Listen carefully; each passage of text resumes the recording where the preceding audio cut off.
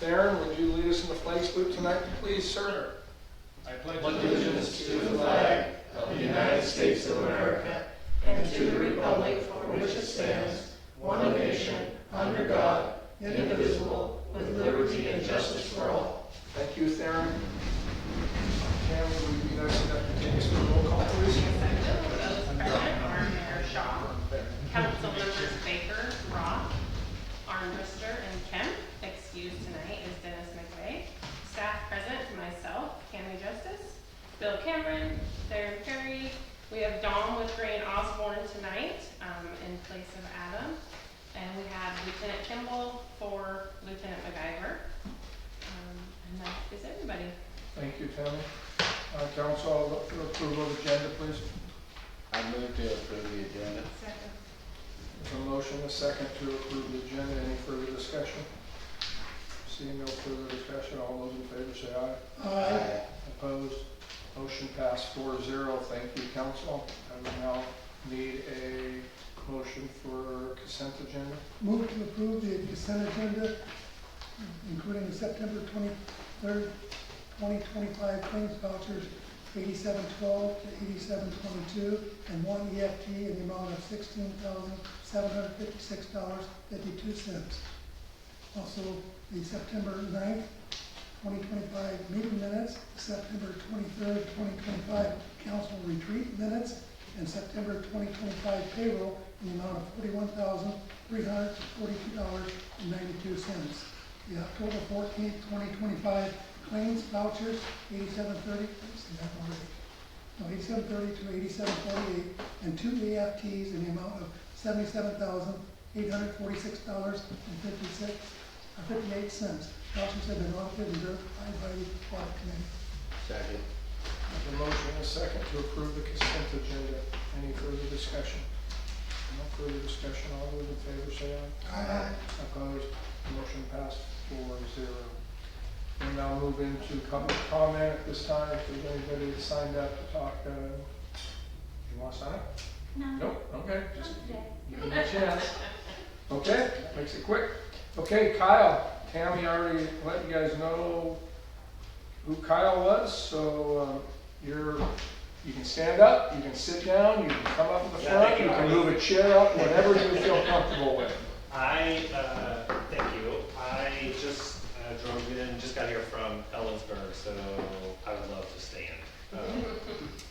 Hi, Kyle Bustad. I'm the Emergency Management Manager for Thurston County Emergency Management. I recognize some faces. Normally I know him as Tom, but today I will not call him Tom. I appreciate being here, so I will say from what led to me and us trying to get out to all of our partners was, I don't know if you heard about a big fire that happened a couple months ago around here. And that led to us activating our Emergency Coordination Center, which led to us providing some coordination resources to the field and opening a shelter.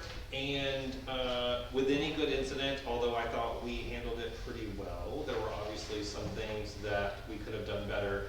And one of those was reaching out to our partners. So one of those was letting you know that as your emergency manager that we were working for you. So we misstepped by not notifying you. So I will apologize for that. We were really good about notifying the community and getting word out to the residents and posting on social media, but we forgot to send an email to city staff to say, we're here to support you. Do you need anything? So we'll do better next time. I will say that, which led to me thinking, oh, we need to get out to our cities and towns to say, hey, we're here, we're your person, we're your emergency manager, we've got you. You let us know what you need, and that we will keep you informed. So that led to a little bullet list of the things that we do. I will say that we are constantly monitoring hazards in the area, so potential weather impacts, so whether that be rain, wind, snow, and then also we look at potential flooding. So we forecast what does it look like today, tomorrow, a week from now. And we are always monitoring those hazards, and that if you are ever needing or wanting a very specific forecast for an event that you're having, for a special meeting, or whatever it is that you're wanting, and you're wanting to know what that weather will be like between 6 p.m. and 9 p.m., we can get that for you. Now, I will tell you, we're relying on meteorologists, and you know that meteorologists, they can always be half wrong and still keep a job, so we will, but we can get that spot cast for you. So we have our general number that the general public can call and ask questions about emergencies or what we do, and we also have a duty officer that's on call 24/7. So there's somebody, one of my staff is always on call and ready to answer the phone, and is always monitoring what's happening in the county and the region itself. So if there's ever a time that you wanted, if something was happening, or you think something was happening and there was something that you were wanting, you can always call the duty officer, which is a different line than the general public number, and they will answer your call 24/7. And if they don't, then they answer to me. Let's see, what else do we want to talk about? So I want to make sure that you know we have a mass notification system, so hopefully you've heard of TC Alert, and hopefully you are signed up for TC Alert. We do constant pushes for this mass notification system because there's few aspects to this system. It's an emergency alert system, so we can send out messages to cell phones and weather radios for life safety and imminent threat events. This is, people don't sign up for it. If you're in a general area and you are in a general area of a cell phone tower, then you will receive that message. And there's another component of an opt-in. So thus we try to get residents to, not only residents, but people that work, live, play, visit Thurston County. So put your specific address in that, and you will get notifications for that area as well. For example, if a person has relatives, siblings, grandparents, or they have a daycare that's here in the county, we recommend people sign up for that and put that specific address, because then they'll know what's happening in that area. Because sometimes instances are not to the level that we are allowed to send an emergency alert or a wireless alert, which the federal government has very strict guidelines. It has to be life safety and has to be imminent threat. Or if we send one out and it's not one of those, they'll pull our ability to send those alerts, and we don't want that. So,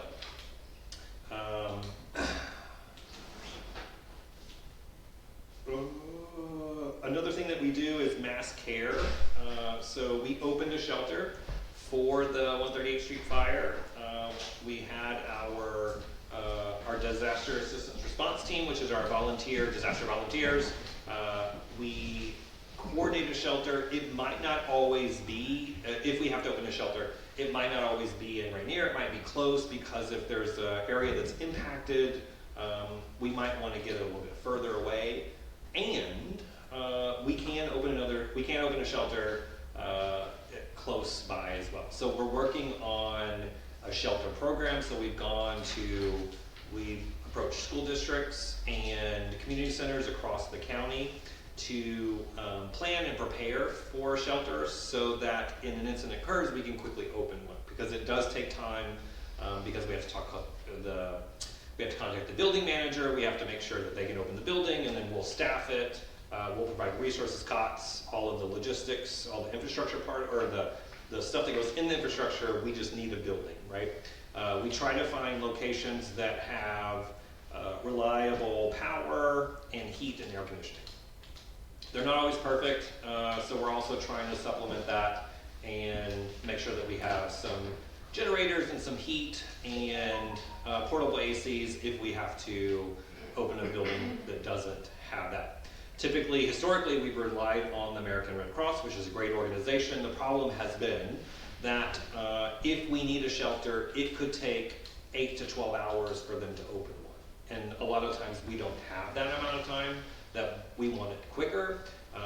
We learned that with the Offutt Lake fire. We were evacuating a neighborhood, but we had nowhere to send them. And that was the catalyst that led us to developing our own shelter and mass care program.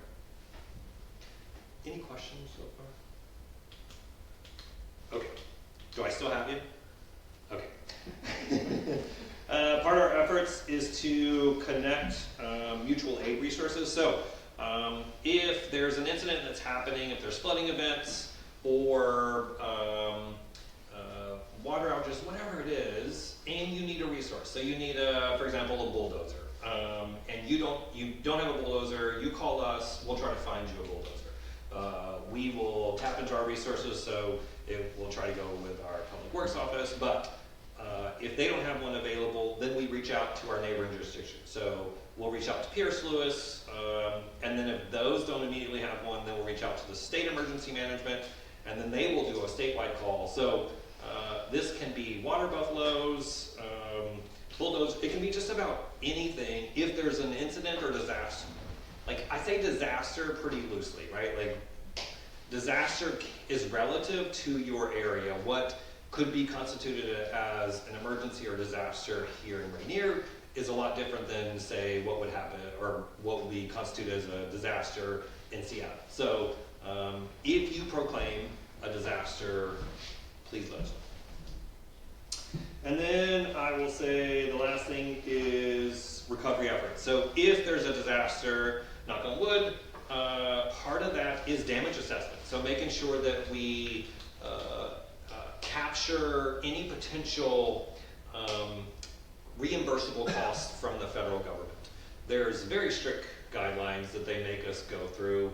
I will tell you, for example, the 22 floods, we are still working that with FEMA. I mean, it's on hold right now because they're not around, but it takes a long time. So anything that's not documented during that response period, we're talking 3 years later, and if we get a question from FEMA that says, help explain why you purchased this sand and sandbag, and it's like, well, we did it for flood fighting efforts, where, right? So then we have to document it. If we don't have the document, then it doesn't happen. So then part of our efforts is to make sure that we are dotting our I's and crossing our T's during the disaster, so that after the disaster we can be successful in our recovery efforts. And we lead that for you after a disaster. So,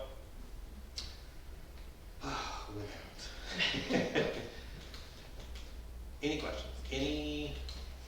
Any concerns, any hesitations, any? Kyle, Yes. as you know, I'm the emergency manager for the city of Rainier. And for some reason, I haven't been notified by you guys on some different things. And I was gonna bring it up at the last meeting, but something came up and I couldn't make it. So maybe we can discuss that more Yeah, absolutely. in the next meeting. Sure. Because we do have shelters here and we have that type of stuff. And we've got, we did put in a generator at the senior center. And we got other things going on now, but we've lost a few things. But we'll talk about it more at the next meeting. Yeah, absolutely. Actually, I can have, I would love for Sherry, who is my program manager that runs the shelter program, I'll have her reach out to you to get any potential locations included in our shelter program. So what will happen is once we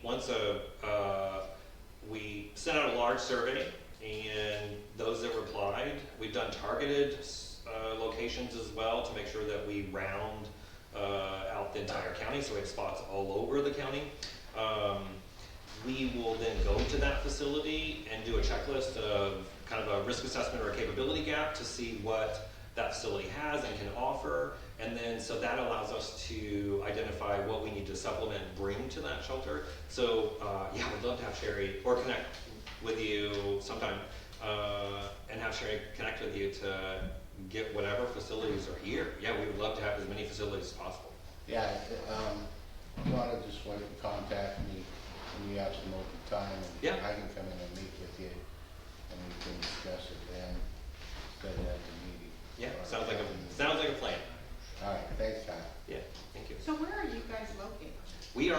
Tilly Road, so down the road from Miller, Sylvania. In the public, we share a campus with Public Works. And it's a real nice building too. It is. I was like, I know your face. Yeah. I took the search training last You week. did, yes. Good. And Um, it's Yeah, we're also Tilly campus, which I love. Yeah, there's nothing else to say, period. I love being out there.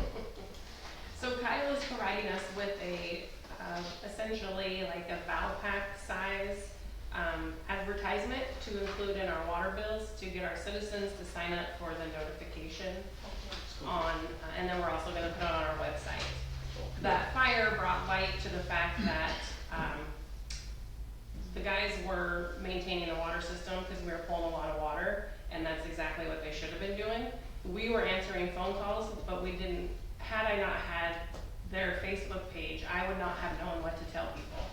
And so we realized that that's an issue. Obviously, people call here if there's an emergency, and so we need to know what to tell people. And so I reached out to Kyle, and here we are. Yeah.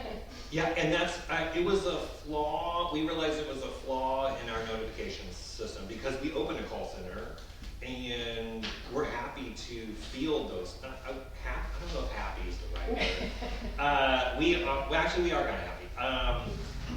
We're there, right? We're activated and we can be that point of contact for residents and people because there are just a lot of general questions. I will tell you that fire, that happened in the fires that happened in South County, we were getting people in Lacey asking do they need to evacuate, or downtown Olympia, like is it going to come to us? And so we get a lot of those calls, and we're happy to field and answer all those questions. So if we can, what we should have done is said, here's our number, please pass it out or force multiply the contact information, and we're happy to answer the questions. So Farron and I are now on their notification list, and so now we feel like if anything should ever happen again, hopefully it won't, but we'll be notified on what we should be informing our citizens of. Thank you, Kyle. Yeah, thank you. Any questions? No, very informative, thank you. Oh, yeah, thank you. Thank you, Kyle. And I'll make sure we connect. All right, Kyle, thanks. Thank you. Thank you, have a night. Okay, thank you, Kyle. We'll go to staff reports.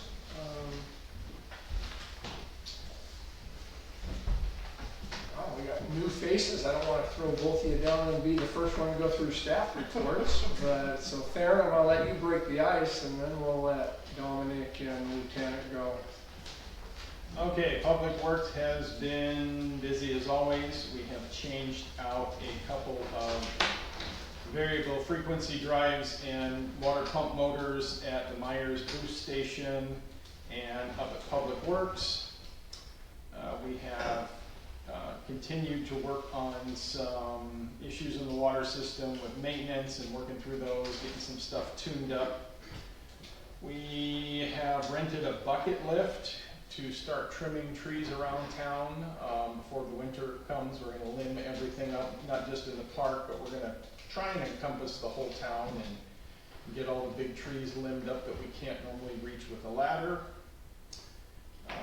We conducted our annual PFAS testing. For those of you that don't know, PFAS is 14,000 different forever chemicals that the EPA has on their hot list. We did have a detect in well 3 of PFOS, but we were 0.11 over the 2.0, which is the lowest limit that they can actually detect. And that is 2.11 parts per trillion. So to give you a reference of 2 parts per trillion, if the mayor lives to the ripe old age of 34,370 years, that's 2 seconds of his life. So that's what 2 parts per trillion is. So, but that's what the EPA requires us to test for, and now they've actually bumped up it to quarterly, so we will be quarterly monitoring that. But we're well within the state and federal limits, so that's all good. I attended the IACC, which is Infrastructure and Coordinating Council Conference in Wenatchee, and learned a lot about government grants, government funding. Not only did I learn a lot, but every class that I took, apparently the state has an abundance of money they would like to give away. They all said, please apply, we have lots and lots of money for funding. So everything from streets to water system upgrades to security at our well sites, they all encouraged everybody to apply because they have so much money to give away. So I'm gonna try and tap in some of that. And I think that's it. Any questions? Any questions for Theron? Thank you, Theron. Okay, Lieutenant Kimball. I got the note. You gave us a handout. You guys have this already? Yeah. Okay. So, look over that, I don't know if you've already looked it over, I don't have anything else other than that. Lieutenant McCarr didn't have anything else. So you get 120 calls for service, 2 less from last month, 7 case numbers, some area, 22 area checks, 1 business check, 3 EVs, 15 follow-ups, 7 suspicious calls, 9 school checks, 2 thefts, and 18 traffic stops. Traffic stops are down this month. After that, I don't have any. Lieutenant McGyver didn't have anything else to pass along. If you guys got any questions? Questions, anyone? Council? Do you know where the theft and suspicious extra calls are at? I mean, those are the only really big areas. I don't, but I can get that for you. If you want. If you look, so it obviously it doesn't show up well in this map. Every dot is a call. Yeah, that's, I just see the. Yeah, it's not. Okay, awesome, thank you. Yeah. Anything else? Thank you, Lieutenant. Dominic? Yes, thank you. To update on a couple items we're working on. One is the Adams finishing off the water system plan for submittal to Department of Health. That'll be towards the end of this month.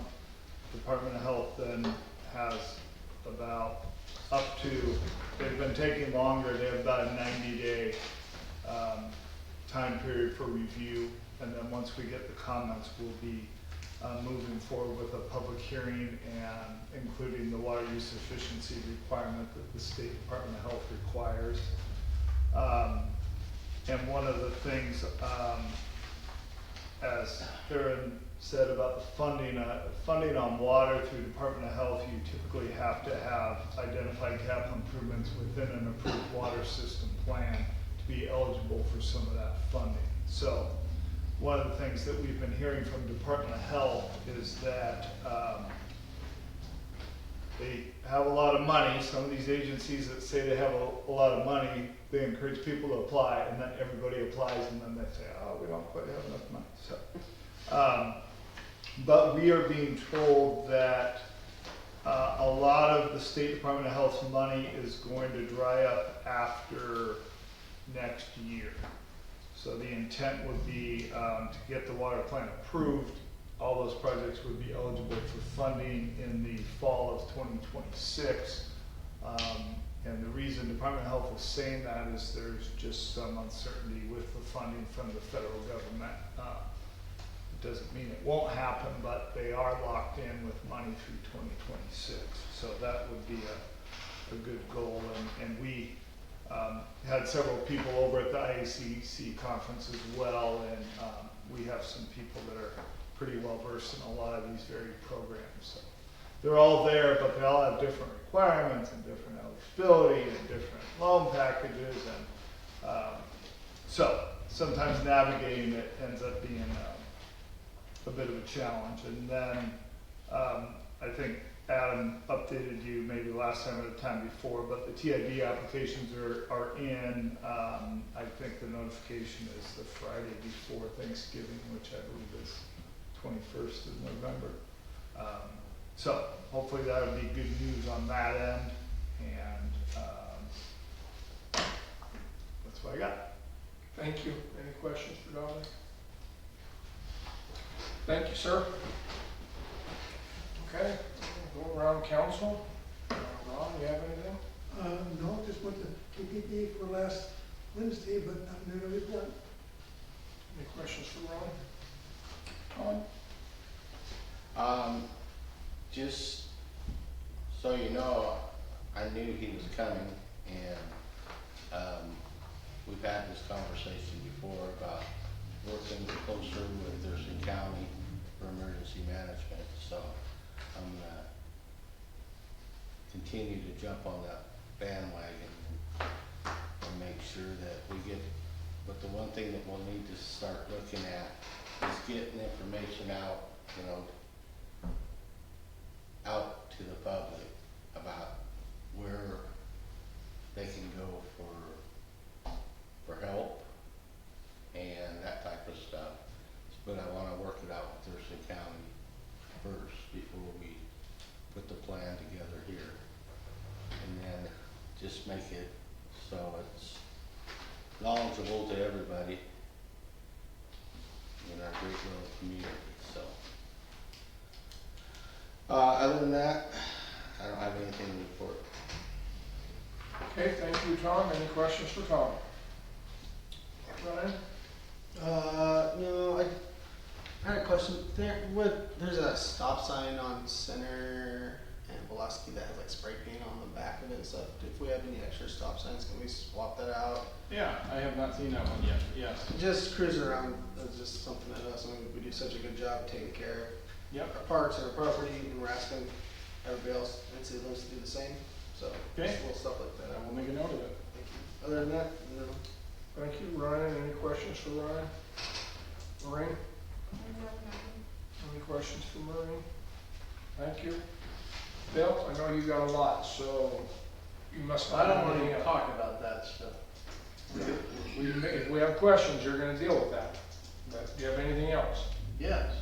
Okay. Tomorrow, the Washington State Association of Municipal Attorneys Fall Convention starts at Walla Walla, and I'm going, and so I may have some really important information next month, who knows? And then again, probably nothing new, Okay. same old stuff. You're driving tomorrow. Yeah. Okay. We'll look for a report at next meeting. Tammy? I do not have anything. Okay. Any questions for Tammy or Bill? And I don't either. We talked about the council retreat stuff earlier, so. Okay, we'll move on to new business. And as you see, we have a lot of ordinances. Hopefully you've had a chance to go through those. So I guess all these are action items, and we'll start out with ordinance 730. You need to, you want anything to say on that one? Well, actually, they are all 730 through 735, all 6 of those ordinances are held by changes that the legislature has made in various land use statutes. And passing them really isn't an option. If you don't do it, we'll be out of compliance, and the Department of Commerce will tell the governor, and the governor will come down, take all our money away or something.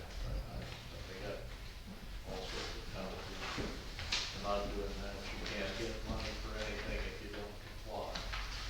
No, I didn't get copies of any of the ordinances or anything. They were all emailed to you. Okay, They were attachments. I do have them here if you want to look at them. that's okay. I looked at it at home, I just thought we'd have them here. Oh, no, I didn't. No problem. There's like 100 pages, so I didn't think. Good tree saving, thank you.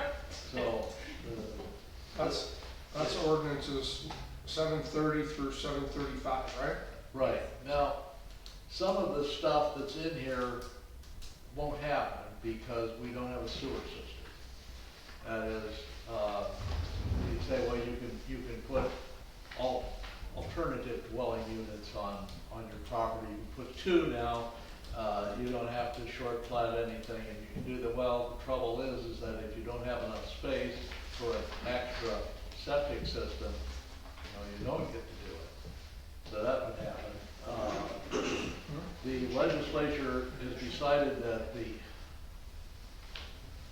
private automobile that makes our current economic system work is something we should be getting rid of, and we need to be getting on public transit. And so there are all sorts of really strange things about parking, and that you can't require parking for this or that or the other thing.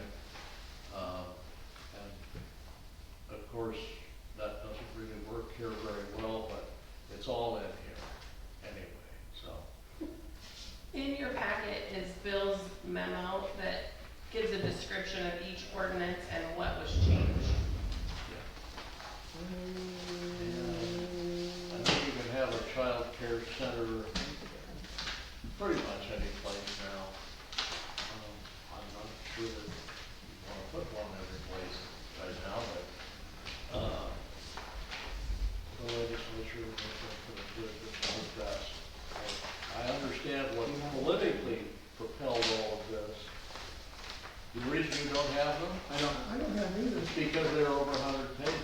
That's why it was emailed to you. Oh, I thought she said there was Oh, a, you don't have the memo in No, there? No, I thought there was a memo. no, the memo, she said there was a The memo memo. we're looking for. I Memo would be isn't happy to make you fellas a copy of this right now. Would you like one? I would- Yes, please. Okay, we got it. That way I can say I was informed at the meeting. Yeah. Going in the folder. Going in the file. But what appears to have propelled a lot of this is that the larger cities would want to do these kinds of things. That's politically the way they see things. Of course, the minute they try to do them, 1,000 people show up at council meetings screaming and yelling about, no, we can't have any of that stuff. And so they talk the legislature into doing it instead, and nobody noticed. Well, there we are. I don't know if there's any truth to that or not. That's what I think. So, if anybody got any really simple questions, since I did these things back in like March when I had my cast run. Yes, so, I think I got it all right. I did fairly well. Looked This at went through the proofread, back and of course, the Department of Commerce went through it, made some comments, and I went back and fixed things that I thought needed, that I agreed with. This was approved by the planning commission, correct? Huh? Planning commission looked at these or not? I've been told that they looked at it. Okay. You could take But it was given to Yeah. them, let's put it that way. Okay, so. But So is that something, can we have a motion to do the whole package deal, or do we need a motion for each one individually? I don't know any reason you have to separate it. I had proposed over the cover sheet to make it to you today that somebody make a motion to approve ordinances 730 through 735 inclusive. And so if somebody wants to do that, I make the motion that we approve 730 through 735 inclusive. Second. There's a motion, a second, to approve ordinances 730, 731, 732, 733, 734, and 735. Any further discussion? No further discussion. All those in favor say aye. Aye. Opposed? Motion passed 5-0, or 4-0. Okay, now we got ordinance 736, Bill, 737. 736 is a comprehensive plan. That's not mine. I drew the ordinance up, Yeah, I or know. I approved I the gotta ordinance. move to the second page. I guess that's mine.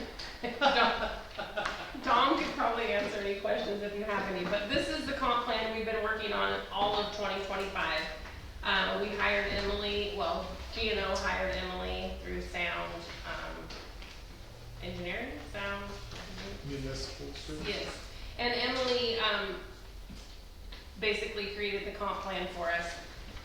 It was sent to Department of Commerce for its 60-day comment period, and we have met that, and so now we're ready to approve the comp plan.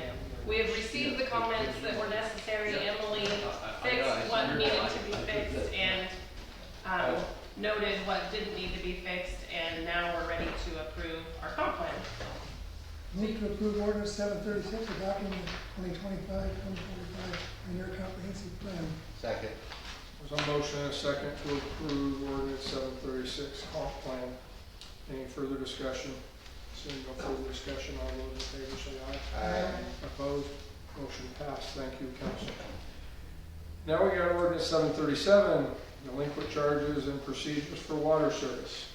So this just came to light because Shelley was looking at our Rainier Municipal Code and realized that the way it was worded as far as how we bill for late fees and the door knockers was worded incorrectly.